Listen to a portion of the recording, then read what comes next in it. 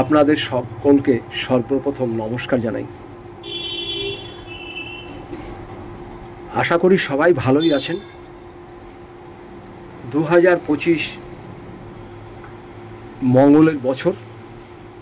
এবছর কিন্তু সবাইকে মহাবীরকে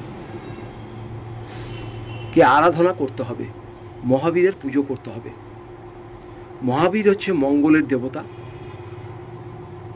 মঙ্গলের দেবতা হচ্ছে মা বগলামুখী।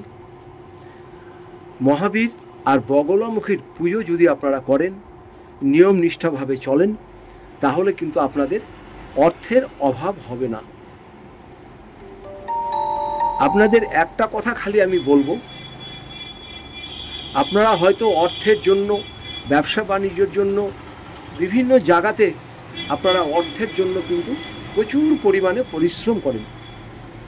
অর্থ রোজগার করতে গেলে তো পরিশ্রম করতেই হবে।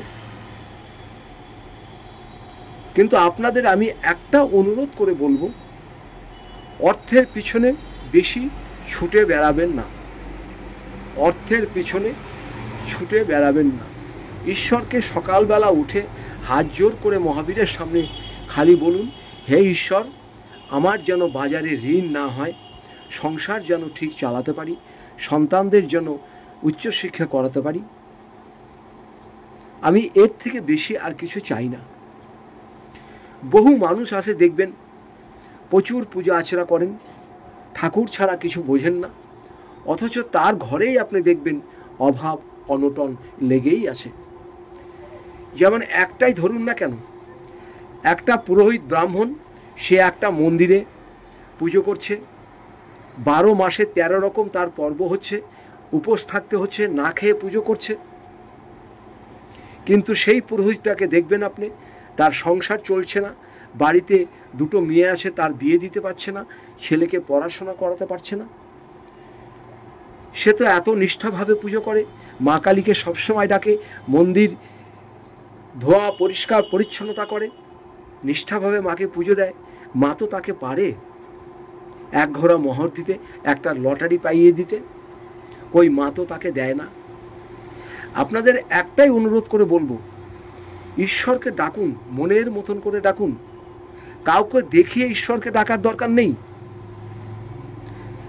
রাত্রের অন্ধকারে ডাকুন, ভোরবেলা ডাকুন, ঠাকুর ঘরে বসে নিজে দরজা বন্ধ করে একা একা ডাকুন, আর হাত জোর করে বলুন, ঈশ্বর, তুমি আমার সময় পার করে দিও, আমার অর্থের থেকে আমার শান্তি বেশি চাই।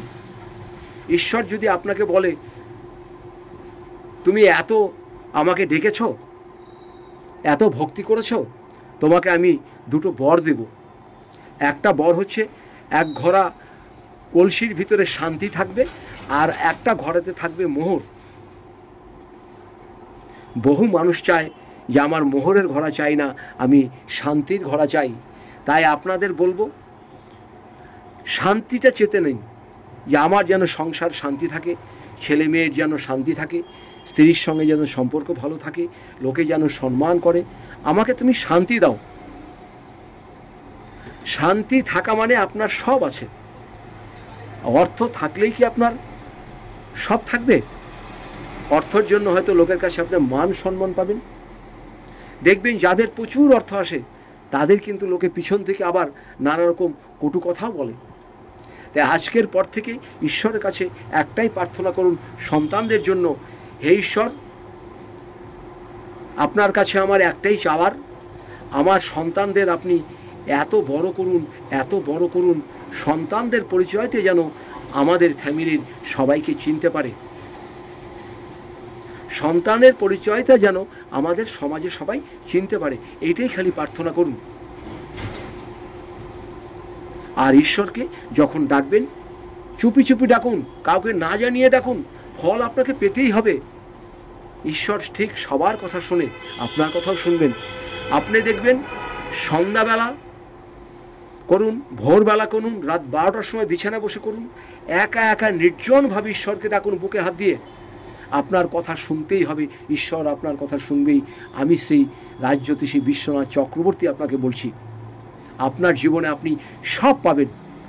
কাউকে দেখিয়ে পূজা আর্চনা করার দরকার নেই, কাউকে ঘটা করে বাড়িতে নিমন্ত্রণ করার দরকার নাই। আপনি একা একা নির্জনভাবে ঈশ্বরকে বুকে হাত দিয়ে ডাকুন, ঈশ্বর আপনার কথা শুনবে। যাক, ভিডিওটা আজকাল বাড়াচ্ছি না। যদি আপনাদের কারো কোনো প্রয়োজন পড়ে আমার সঙ্গে যোগাযোগ করবেন। অর্থের পিছনে ছুটে বেড়াবেন না, শান্তির পিছনে ছুটে বেড়ান। খালি ঈশ্বরকে বলুন, ঈশ্বর আমাকে শান্তি দাও। ভালো থাকবেন, নমস্কার নেবেন, প্রয়োজনে নিচের নাম্বারে যোগাযোগ করবেন।